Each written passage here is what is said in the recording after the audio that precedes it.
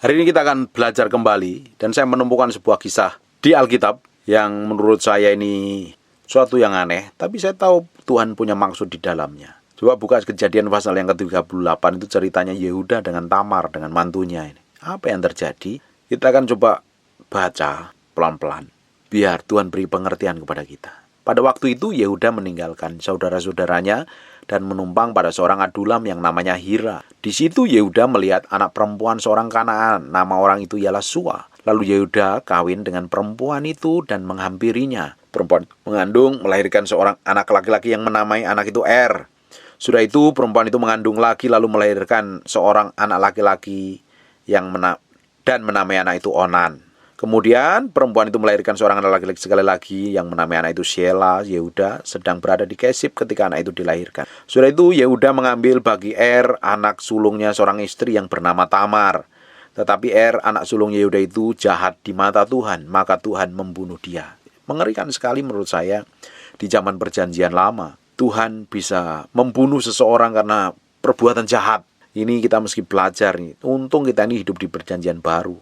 Kita masih bikin kesalahan, kita bikin pelanggaran, kita bikin dosa. Tapi ketika kita ini datang kepada Tuhan, minta ampun, Tuhan penuh kasih setia. Yesus dengan darahnya diampuni segala dosa dan pelanggaran kita. Tapi di dalam perjanjian lama, seringkali Tuhan bertindak seperti kita nggak tahu alasannya kenapa kok sampai terjadi seperti ini. Puji Tuhan kita ini hidup dalam perjanjian baru, yang harusnya kita hargain, kita hormatin Tuhan melebihi apapun juga. Harusnya, tapi banyak orang gak menghormatin Tuhan. Dia berbuat seenak jidatnya sendiri. Dia berjalan, berpikir semaunya sendiri. Ketika dia udah jatuh ke bentur-bentur tembok, dia baru datang kepada Tuhan. Tapi hebatnya Tuhan masih terima. Terus kita lanjutkan ayat yang ke-8. Lalu berkatalah Yehuda kepada Onan, hampirlah istri kakakmu. Itu kawinlah dengan dia sebagai ganti kakakmu. Dan bangkitkanlah keturunan bagi kakakmu. Tetapi Onan tahu bahwa bukan ia mempunyai keturunan. Dia tahu nih, nanti kalau saya hampirin dan saya punya anak, anaknya bukan atas nama anakku tapi anak kakaknya nih. Sebab itu setiap kali ia menghampiri istrinya, istri kakaknya itu, ia membiarkan maninya terbuang supaya ia jangan memberi keturunan kepada kakaknya.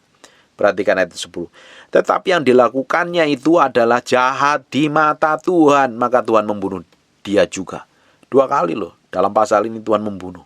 Karena apa? Berlaku jahat di hadapan Tuhan. Pasti ada maksud Tuhan dari semua. Karena upah dari semua kejahatan di hadapan Tuhan, upah dosa adalah maut. Makanya ketika seseorang itu dengar firman dan mau berubah, bertobat, ambil keputusan untuk berubah dan bertobat di hadapan Tuhan, artinya Tuhan itu berikan kasih karunia sampai hari ini. Ya kita bertobat balik kepada Tuhan, jangan lakukan dosa terus. Kalau kita lakukan dosa, dan ketika kita melakukan dosa, tiba-tiba Tuhan panggil, urusanmu pada kematian kekal dan penyiksaan kekal selama-lamanya. Selama masih dengar firman, sampai hari ini, dan masih hidup dalam dosa, cepat bertobat dan balik kepada Tuhan. Tidak ada yang dibiarkan begitu rupa. Suatu hari kita akan mempertanggungjawabkan di hadapan Tuhan. Karena upah dosa adalah maut. Tapi untung kita datang kepada Yesus, Tuhan bisa mengampuni. Datang, ambil keputusan untuk bertobat, balik kepada Tuhan. Ayat yang 11, lalu berkatalah Yehuda kepada Tamar menantunya itu, tinggallah sebagai janda di rumah ayahmu, sampai anakku Shela itu besar. Sebab pikirnya, jangan-jangan ia mati seperti kedua kakaknya itu. Maka pergilah Tamar dan tinggallah di rumah ayahnya. Setelah berapa lama matilah anak Sua istri Yehuda. Habis bergabung pergilah Yehuda ke Timna kepada orang-orang yang menggunting bulu dombanya, bersama dengan Hira, sahabat orang Adulam itu. Ketika dikabarkan kepada Tamar bahwa mertuamu sedang jalan ke Timna untuk menggunting bulu dombanya, maka ditanggalkanlah pakaian kejandaannya. Ia bertelekung, berselubung, lalu pergi duduk di pintu masuk ke Enaim di jalan ke Timna. Karena dilihatnya bahwa Shela telah menjadi besar, dan dia tidak diberikan juga kepada Shela untuk menjadi istrinya. Saya nggak habis pikir dengan apa yang dipikirkan oleh Tamar ini. Karena dia ingin keturunan. Tapi dia melakukan hal yang salah di hadapan Tuhan. Yang ke-15, ketika Yehuda melihat dia, disangkakannya adalah seorang perempuan sundal karena ia menutupin mukanya. Perhatikan baik-baik ini. Lalu berparinglah Yehuda mendapatkan perempuan yang di pinggir jalan itu serta berkata, marilah aku mau menghampiri engkau. Ini kan menurut saya juga Yehuda ini geragas. Yehuda ini adalah orang yang suka tidur dengan pelacur. Karena Mantunya sendiri dianggapnya pelacur dan diajak tidur. Ini kesalahan yang fatal, sebab menurut saya ada penyimpangan. Sampai hari ini banyak penyimpangan seksual kan. Sebab ia tidak tahu bahwa perempuan itu menantunya. Tanya perempuan itu, apakah yang akan kuberikan kepadaku jika engkau menghampiri aku? Nah, ternyata si Tamar itu bukan orang yang bodoh, dia pintar, dia minta. Ayat yang ke-17 jawab, aku akan mengirimkan kepadamu seekor anak kambing dan kambing dombaku, kata perempuan itu, asal engkau memberikan tanggungannya sampai engkau mengirimkannya kepadaku. Tanyanya, apa tanggungan yang harus kuberikan kepadamu? Jawab perempuan itu, cap matremu serta kalungmu dan tongkatmu yang ada di tanganmu. Lalu diberikanlah semua itu kepadanya, maka ia menghampirinya. Perempuan itu mengandung daripadanya. Ini yang udah lebih parah lagi, Bapak Ibu. Saya nggak habis pikir kenapa ada penyimpangan seks, dan cerita ini kan horor ditulis di Alkitab. Mertua yang nidurin mantunya sendiri. Ini berbicara tentang hal yang tidak kudus di hadapan Tuhan. Ada penyimpangan-penyimpangan yang terjadi sejak zaman dahulu. Kita meski belajar dari kejadian ini, jangan sampai kita ngikutin hawa nafsu. Karena hawa nafsu seks itu tidak pernah bisa dipuaskan. Beberapa hari yang lalu saya bilang, seks itu seperti anjing ngejar ekornya, atau kita sendiri yang mau nangkap bayangan kita. Tidak pernah bisa dipuaskan. Makanya Yehuda bikin kesalahan dan nidurin mantunya sendiri loh. Karena menurut saya tidak hormat dengan pernikahan, tidak hormat dengan kekudusan yang di hadapan Tuhan. Dianggapnya perempuan sundal. Dia bisa tidur dengan siapapun juga. Orang yang bisa menjajakan dirinya tidur dengan siapapun juga, berarti itu orang nggak ngormatin Tuhan. Itu orang tidak respect dan hormat dengan kekudusan Tuhan. Dia anggap dirinya paling benar, dia anggap dirinya paling pintar, dia anggap dirinya paling hebat sendiri. Dia tidak tahu bahwa itu dalam melanggar kekudusan di hadapan Tuhan. Orang yang tidak respect dengan kekudusan Tuhan, dia akan nggak menghargai dirinya sendiri. Orang yang sering tidur dengan perempuan lain atau laki-laki lain, apalagi tidak hormat dengan pernikahan, apalagi tidur dengan perempuan sundal, dia menganggap dirinya murahan. Orang itu kalau terhormat di hadapan Tuhan, dia akan jaga tubuhnya begitu rupa. Tubuhnya adalah bait Allah yang gak mau dikotorin dengan hal najis, hal yang kotor. Bapak Ibu, kalau engkau hari ini punya penyimpangan kelainan seksual, jatuh dalam dosa seksual, jatuh dalam dosa perzinahan, perselingkuhan, atau apapun bentuknya, datang kepada Tuhan. Minta kelepasan, minta breakthrough dan terobosan. Jangan dibiarkan dosa itu menggerogoti dan menguasai hidupnya. Ujungnya hidupmu akan hancur dan berantakan loh. Coba perhatikan ayat yang ke-19. Bangunlah perempuan itu lalu pergi, ditanggalkannya telekungnya dan dikenakannya pula pakaian kejandaannya. Adapun Yehuda yang mengirim anak kambing itu dengan perantaran sahabatnya, orang Adulam itu, untuk mengambil kembali tanggungannya dari tangan perempuan itu. Tapi perempuan itu tidak dijumpai lagi. Ia bertanya-tanya di tempat tinggal perempuan itu. Di manakah perempuan jalang yang duduk tadinya di pinggir jalan Enaim itu? Jawab mereka, tidak ada di sini perempuan jalang. Udah begitu, udah ditidurin, dianggapnya pelacur, dicap perempuan jalang lagi. Bayangin, orang itu kalau udah melakukan dosa itu, tidak sadar bahwa dirinya salah, dirinya tetap merasa benar. Itulah orang yang bebal, orang keras kepala.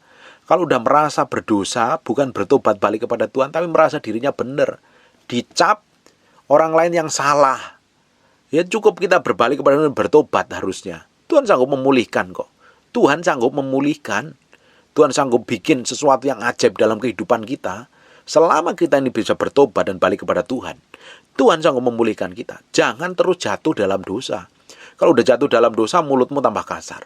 Udah melakukan perzinahan, perselingkuhan, nuduh orang lain yang melakukannya. Saya dapat cerita dari beberapa istri yang ditinggal selingkuh suaminya, dan ketika kedapatan suaminya selingkuh, malah tuduh balik istrinya selingkuh. Itu kan jahat itu namanya. Itu kan jahat di mata Tuhan. Udah melakukan dosa, malah bikin kejahatan, malah nyakitin pasangan hidupnya. Makanya orang itu kalau nggak bersadar dan bertobat, tuh mulutnya itu jahat. Udah nyakitin, mulutnya dipakai iblis, dipakai setan. Makanya kita meski ngerti ini, jangan sampai kita kena tipu daya setan. Ayat yang kedua, kembalilah ia kepada Yehuda dan berkata, tidak ada kujumpai dia. Dan juga orang-orang di tempatnya itu berkata, tidak ada perempuan jalang di sini. Lalu berkatalah Yehuda, biarlah barang yang dipegangnya, supaya kita jangan menjadi buah olok-olok orang. Dia tak mulai sadar diri nih. Sungguhlah anak kambing itu telah kukirimkan, tetapi engkau tidak menjumpai perempuan itu.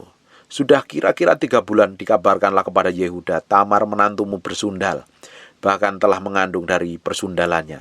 Lalu kata Yehuda, bawalah perempuan itu supaya dibakar. Ini kan kurang ajar, nggak sadar diri. Orang itu kalau nggak sadar diri dan sadar akan dosanya, dia tuh suka menghakimi orang lain, nuduh orang lain salah, nuduh orang lain bejat, padahal dirinya sendiri udah bejat sekali. Dikirain mantunya bersundal sampai hamil, ternyata dia sendiri yang menghamili. Ini kan orang nggak tahu diri. Banyak hari ini orang nggak tahu diri, merasa dirinya pintar, merasa dirinya hebat. Dia tuduh orang lain salah dan layak dilemparin batu kalau perlu. Bawalah perempuan itu supaya dibakar, padahal dia sendiri yang berzina.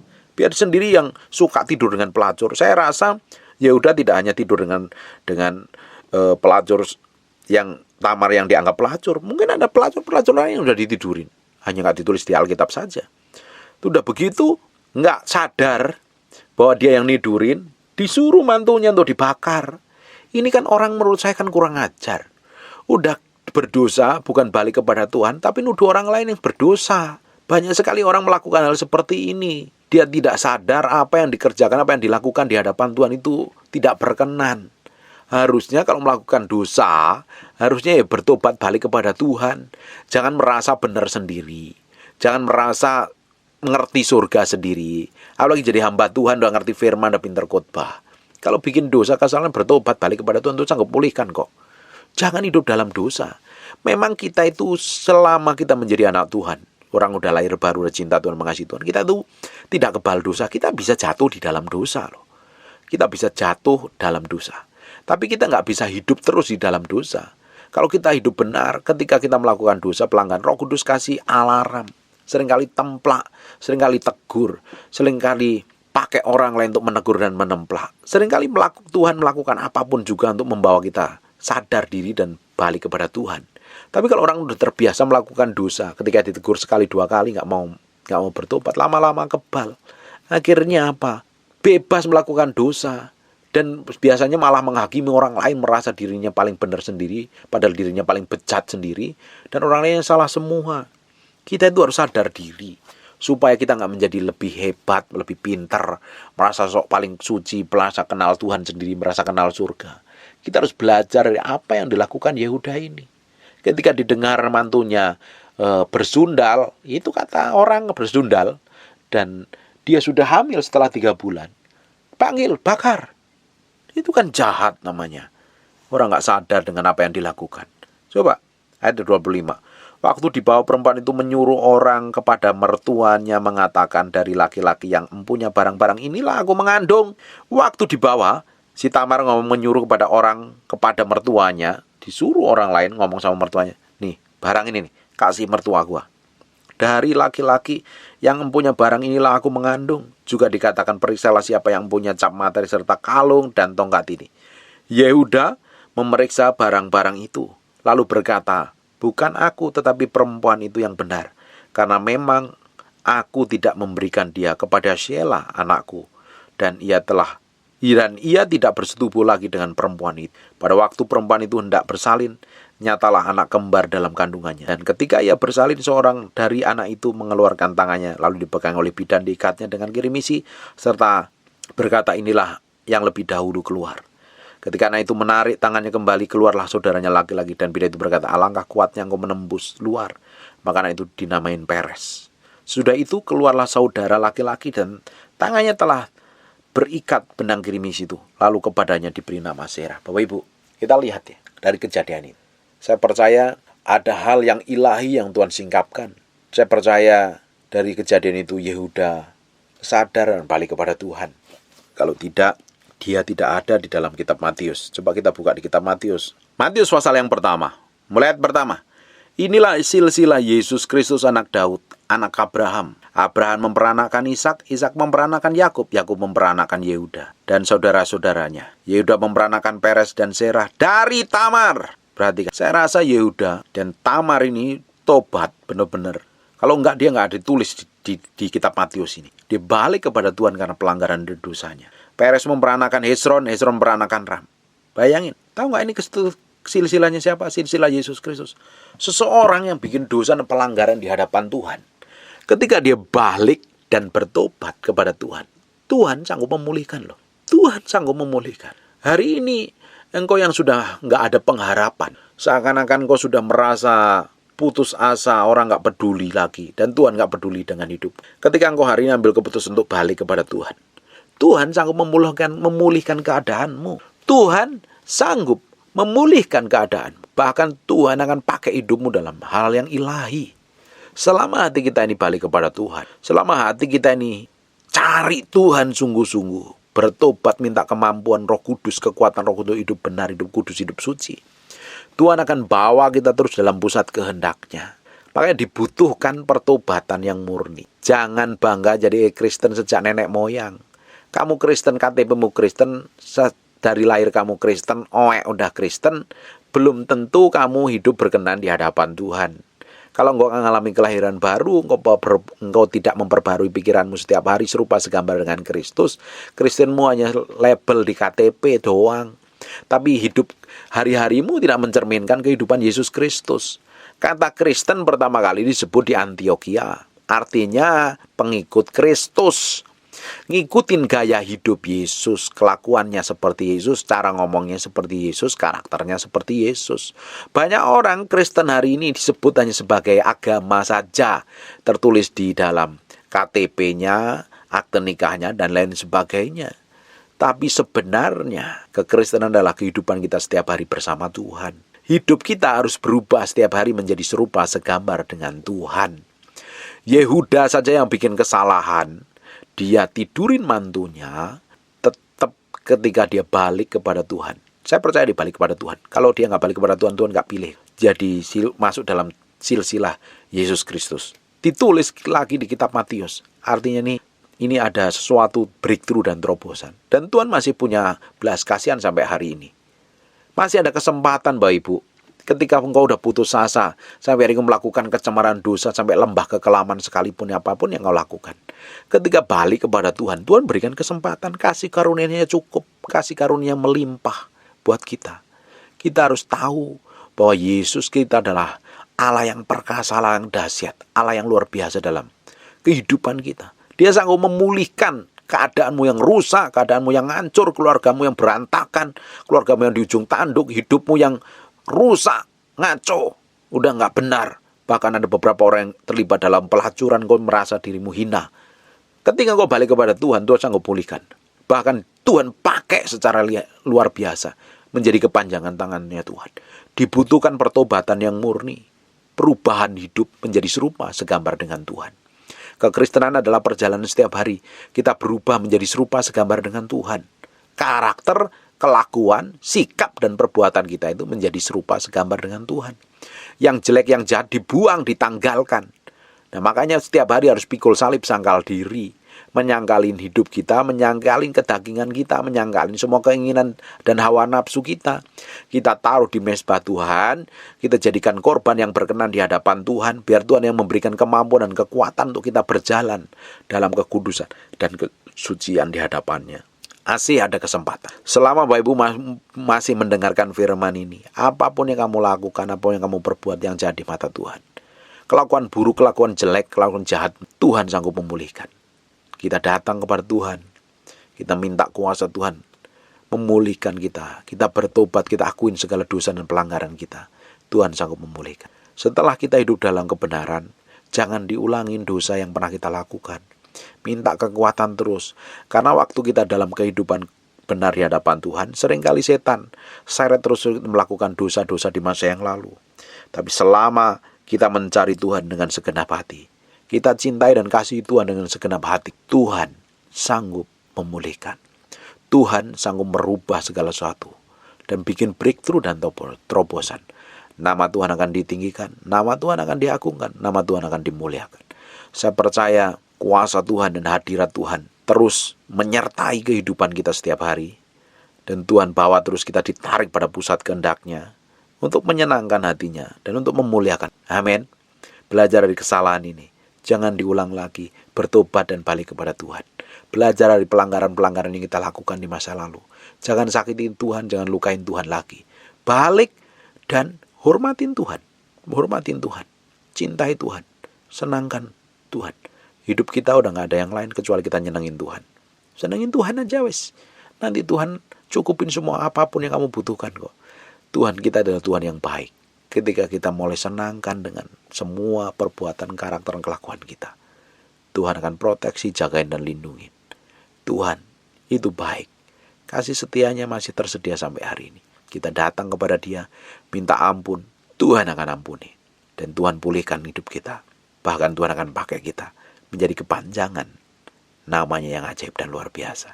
Amin. Tutup matamu dan tutup Alkitabmu, kita berdoa. Bapa, dalam nama Yesus, hamba-Mu berdoa untuk beberapa orang yang terjerat dalam dosa, terikat dalam dosa bertahun-tahun, belum mengalami kelepasan dan terobosan. Hamba-Mu berdoa dalam nama Yesus.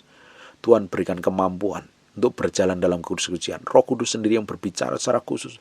Roh Kudus sendiri yang berbicara, beracara. Roh Kudus jamah setiap orang yang mendengar firman ini. Ubahkan, tarik pada pusat kehendak-Mu. Buat menyenangkan hatimu. Tuhan, Ku sendiri yang beracara, Tuhan. Firman ini bekerja, memberkati, menjamah orang-orang yang membutuhkan Kau. Taruh rasa haus dan lapar. Taruh rasa jijik dan benci terhadap dosa pelanggaran yang pernah dilakukannya. Setiap orang yang mendengar firman ini, dijamah, ditarik pada pusat kehendak Tuhan. Dijamah, ditarik pada pusat kehendak Tuhan. Kamu berdoa, anugerah-Mu melimpah. Anugerah-Mu melimpah. Tuhan berkati mendengar firman ini, diberkati Tuhan. Semakin bertumbuh dalam Kristus, semakin diubahkan menjadi serupa dengan Kristus. Beberapa orang yang sakit, penyakit, Tuhan mau berdoa, Tuhan biluri saudara, jadilah sembuh, jadilah tahir. Anugerah dan kemurahan Tuhan melimpah-limpah. Dalam nama Yesus. Terima kasih buat anugerah-Mu. Dalam nama Yesus. Haleluya. Amin. And God bless you.